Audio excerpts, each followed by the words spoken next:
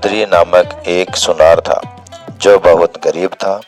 जब बद्री की गरीबी की वजह से बहुत बुरे हाल थे तो उसकी सास ने उसकी सहायता की। उसने उसकी पत्नी को घर का खर्च चलाने के लिए 2000 रुपये दिए। जब बद्री की सास अपनी बेटी को 2000 रुपये देकर चली गई तो वह अपनी पत्नी से बोला, अगर मेरे पास 500 रुपये होते तो मैं उससे एक ऐसी अंगूठी बना सकता हूँ जिसे मैं आसानी से 500 रुपये में बेच सकता हूँ। बद्री की पत्नी ने पूछा, क्या तुम सचमुच ऐसा कर सकते हो?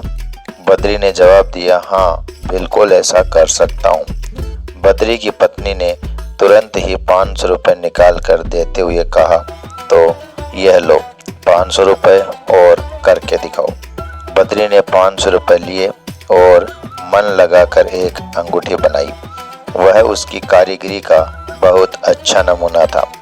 अंगूठी को देखकर खुश होते हुए बद्री ने सोचा कि यह जरूर उसके लिए कुछ अच्छा करके जाएगी। वह अंगूठी को काफ़ी ऊंचे दाम पर बेच सकेगा। बद्री अंगूठी को बनाने के तुरंत बाद ही बेचने के लिए चला गया। रास्ते में उसको सेनापति का बेटा मिला। सेनापति के बेटे ने उसको नमस्ते की और पूछा, दोस्त क्या तुम्हारे पास कोई अच्छी अंगूठी है?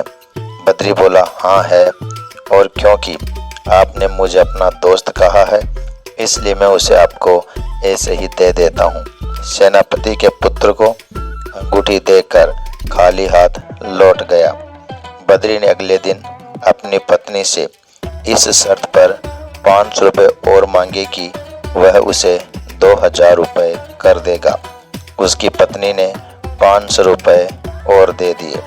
बद्री ने इन 500 रुपये से पहले जितनी ही सुंदर एक और अंगूठी बनाई और उसको बेचने चल दिया।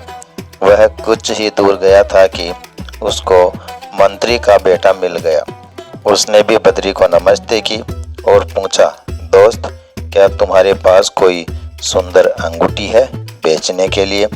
बद्री बोला, हाँ है। ऐसा कहकर उसने वह अंगूठी उसको दिखा दी। मंत्री के पुत्र ने पूछा, इसकी क्या कीमत है?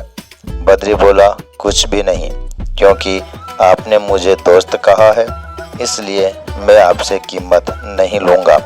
ले लीजिए, ये अंगूठी आपके लिए है।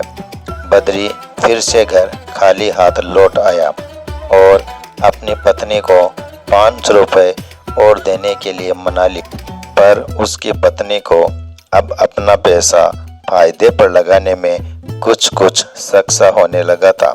सो उसने इस बार उसको पैसे देने से मना किया और कहा, यह बताओ तुमने मेरे पैसों का क्या किया? तुमने मुझसे कहा था कि तुम मेरे 500 रुपये के 2000 रुपये बना कर दोगे, लेकिन तुम मुझसे 1000 रुपये ले चुके हो और तुमने मुझे एक भी पैसा वापस नहीं किया और तुम मुझसे और पैसे मांग रहे हो। बद्री बोला, बेवकूफ़ मत बनो, मुझे मालूम है कि मैंने क्या कहा था और मैंने क्या किया है। मैंने तुम्हारा पैसा बिल्कुल नहीं खोया है। मुझे थोड़ा समय दो, तुम देखोगी कि इस व्यापार में मैं तुम्हें कितना ज़्यादा पैसा कमा कर दूंगा। पत्नी ने उसकी प्रार्थना पर तरस खाकर उसको 500 रुपये और दे दिए।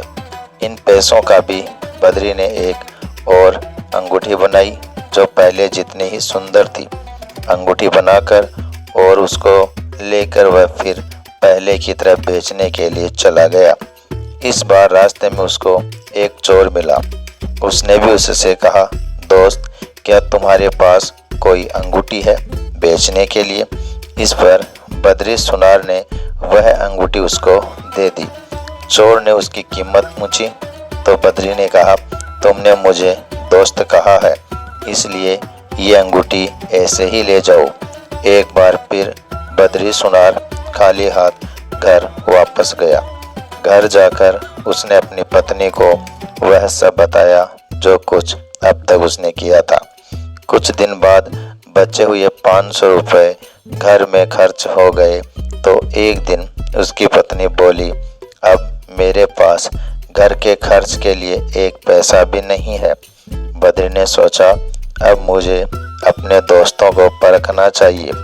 बद्री सबसे पहले सेनापति के घर गया, पर उसको सेनापति का पुत्र नहीं मिला। फिर वह मंत्री के घर गया तो वहां उसको दोनों मिल गए। बद्री को तुरंत ही उनके सामने ले जाया गया। उन्होंने भी बद्री से अपने दोस्त की तरह से व्यवहार किया। इत्तेफाक से उसी समय वहां राजकुमारी चंद्रकांता आ गई। वह भी आकर बैठ गई और बात करने लगी। बातों ही बातों में उसने पूछा कि क्या कोई ऐसा है जो उसकी मदद कर सके। तीनों ने एक साथ कहा, राजकुमारी जी बताओ क्या मदद चाहिए। राजकुमारी चंद्रकांता ने कहा, अपने पिताजी के बगीचे में एक खास आम का पेड़ है। मुझे उस आम के पेड़ से आम चाहिए, लेकिन उस पेड़ के चारों तरफ केसर के पाउडर के गड्ढे हैं। जो कोई भी उस पेड़ तक जाता निश्चित रूप से उसके पैर केसर से रंग जाते और इस तरह वह पकड़ा जाता। और यही राजकुमारी चंद्रकांता नहीं चाहती थी। यह सुनकर तीनों ने कहा कि वे बिना पकड़े उस पेड़ से आम लाने की अपनी भरसक कोशिश करेंगे।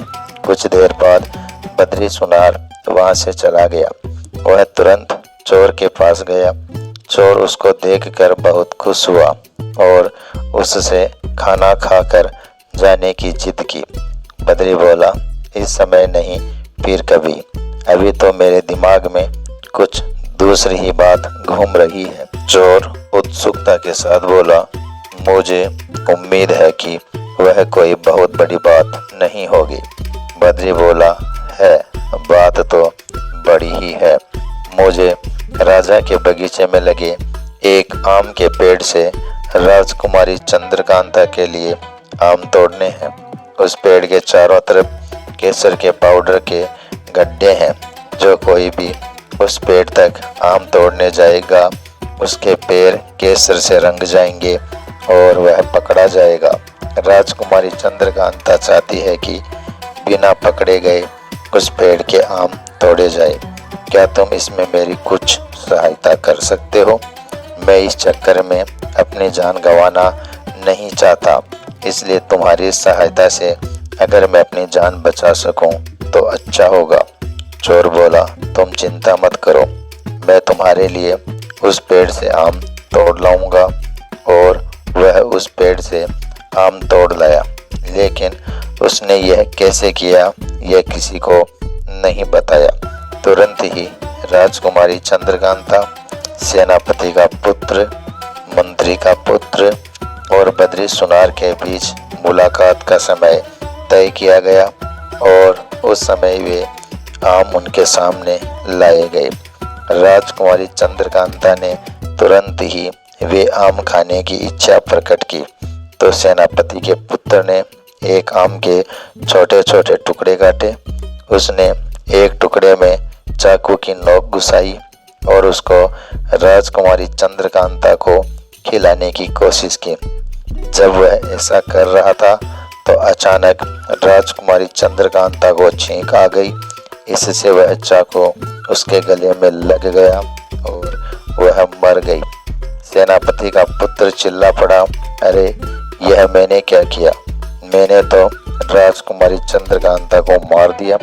मंत्री का पुत्र बोला, इसमें तुमने कुछ नहीं किया, यह सब तो मेरी गलती है। बद्री सुनार बोला, नहीं नहीं, तुम लोगों ने कुछ नहीं किया, यह मेरी गलती है। अगर मैं आम न लाता तो राजकुमारी चंद्रकांता को इस तरह से न खिलाया जाता। खैर, अब हमको इस बात का इंतजार नहीं करना चाहिए कि कोई हमको इस हालत में देख ले। हमको तुरंत ही एक मटका लेना चाहिए और राजकुमारी चंद्रकांता को उसमें रखकर नदी में फेंक देना चाहिए, नहीं तो उसका शरीर फूल जाएगा इससे लोगों को पता चल जाएगा और फिर हमें फांसी पर चढ़ा दिया जाएगा।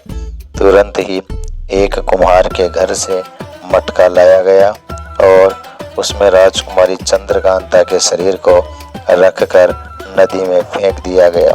शाम को देखा तो राजकुमारी चंद्रकांता का कहीं पता नहीं था। महल की सब इमारतों में उसकी खोज की गई और दूसरी जगह भी उसको ढूंढा गया जहां जहां वह अक्सर जाया करती थी, पर उसका कहीं कोई पता नहीं था। राजा ने एक शाही फरमान निकाल दिया कि जो कोई भी राजकुमारी चंद्रकांता के बारे में कुछ बताएगा उसको भारी इनाम दिया जाएगा। अगले ही दिन एक आदमी राजा के सामने आया और उसको बताया कि पिछली शाम उसने एक आदमी को नदी में मटका फेंकते हुए देखा था। यह सुनते ही राजा ने नदी में राजकुमारी चंद्रकांता को खोजना शुरू करवा दिया। नदी में मटका भी मिल गया और मटके में रखी राजकुमारी चंद्रकांता की लाश भी। राजा ने फिर हुक्म सुनाया कि राज्य भर के सब कुम्हारों को उसके सामने पेश किया जाए और इस मामले की जांच अच्छी तरह से की जाए। राज्य के सारे कुम्हार राजा के सामने लाए गए। राजा ने उनसे पूछा कि हाल में ही किसने मटका बेचा था। एक कुम्हार सामने आया कि 2 दिन पहले उसने एक मटका एक सुनार को बेचा था। इस पर सुनार को बुलवाया गया। राजा ने सुनार से पूछा, तुमने राजकुमारी चंद्रकांता को क्यों मारा? बोलो। बद्री सुनार चुप रहा तो राजा बोला, सुनार की चुप्पी सुनार को मुजरिम साबित करती है। 2 दिन के अंदर अंदर इसको फांसी पर चढ़ा दिया जाए। तब तक के लिए सुनार को जेल में बंद कर दिया जाए। अब क्योंकि बद्री सुनार ने कोई जवाब नहीं दिया था तो राजा ने उसको फांसी की सजा तो सुना दी, पर उसका मन नहीं माना। उसने उसकी फांसी को 2 दिन के लिए और टाल दिया ताकि वह राजकुमारी चंद्रकांता की इस बुरी तरह से की गई हत्या की सही वजह पता कर सके। उसने एक सिपाही का वेश बनाया और रात को जेल में सुनार के पास पहुंचा और उससे कहा, तुमको कल फांसी लगने वाली है, क्या सब कुछ ठीक है? या तुम्हारा कोई रिश्तेदार या कोई दोस्त ऐसा है जो इस समय तुम्हारी सहायता कर सके? बद्री सुनार बोला, पूछने के लिए बहुत बहुत धन्यवाद। मरने से पहले मैं अपने 3 दोस्तों से मिलना चाहूँगा। सिपाही बोला, ठीक है, आओ मैं तुम्हें उनसे मिलवाता हूँ। बद्री सुनार उसके साथ चल दिया। सबसे पहले बद्री सुनार सेनापति के घर गया। वहाँ उसने सेनापति के बेटे से कुछ बात की। उसने उससे कहा, ओ मेरे दोस्त, जब मैं फांसी के फंदे की तरफ जा रहा होऊंगा तब तुम मेरे लिए क्या कुछ कर सकते हो? सेनापति का बेटा बोला, हाँ जरूर। ठीक समय पर मैं अपने सिपाहियों को इशारा करूंगा और वे राजा को मार देंगे। इसके बाद बद्री सुनार मंत्री के घर गया और उसके बेटे से बहुत देर तक बातें करता रहा और कहा, मेरे अच्छे दोस्त, तुम मेरी रिहाई के लिए क्या कर सकते हो? मंत्री का पुत्र बोला, तुम डरो मत, मैं तुम्हारी मेहरबानियों को नहीं भूल सकता। मैं ठीक समय पर आऊँगा और राजा को मार दूंगा। सिपाही बने राजा ने यह सुना तो वह डर के मारे कांपने लगा। इसके बाद बद्री सुनार अपने तीसरे दोस्त चोर के पास गया। उसने उससे भी वही सवाल किया जो उसने अपने पहले दोनों दोस्तों से किया था। चोर ने उसकी नमस्ते का जवाब दिया और उसको कुछ देर बैठने के लिए कहा, क्योंकि उस समय वह कोई बहुत जरूरी काम कर रहा था। उसने बद्री सुनार की बात सुनी और महसूस किया कि सुनार बहुत कष्ट में है। उसने उसकी सहायता करने का इरादा किया। हालांकि इसमें उसकी जान का खतरा था। वह उसी पल वहाँ से चला गया और राजा के महल की खिड़की से होकर महल की छत पर चढ़ गया। वहाँ से फिर वह राजा के सोने के कमरे में चला गया और उस आदमी का सिर काट दिया जो उस रात वहाँ राजा की जगह सो रहा था। यह करके उसने सोचा अब सुनार को किसी बात का डर नहीं होना चाहिए। यह सोचकर वह उस आदमी का सिर अपने हाथ में लेकर सुनार के पास दौड़ आया। उसने वह सिर बद्री सुनार और सिपाही के सामने फेंकते हुए कहा, ये लो, मैंने राजा को मार दिया। अब तुम्हारी सारी मुसीबतें खत्म हो गई। अब राजा तुम्हें बिल्कुल भी परेशान नहीं कर सकता। इसके बाद सुनार सिपाही के साथ जेल में लौट आया। अगले दिन बद्री सुनार को सब लोगों और सिपाहियों के सामने फांसी के फंदे की तरफ ले जाया गया।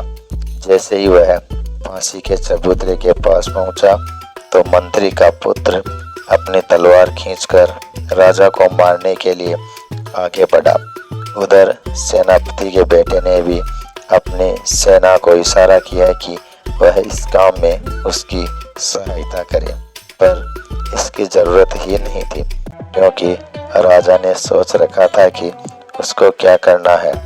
वह जोर से चिल्लाया, सुनार को छोड़ दो, उसे आज़ाद कर दो। उसको माफ किया जाता है। क्योंकि राजा सुनार और उसके दोस्तों से मिला तो उसे पता चल गया कि राजकुमारी की मौत का कारण वे नहीं थे। उसकी मृत्यु चाकू से आम खाते समय छींक आने के कारण गला कटने की वजह से हुई थी। राजा का फैसला सुनने के बाद वहां खड़े सब लोग चिल्ला पड़े, महाराज की जय हो, महाराज अमर रहे। दोस्तों, वीडियो पसंद आया हो तो लाइक और शेयर जरूर कर देना।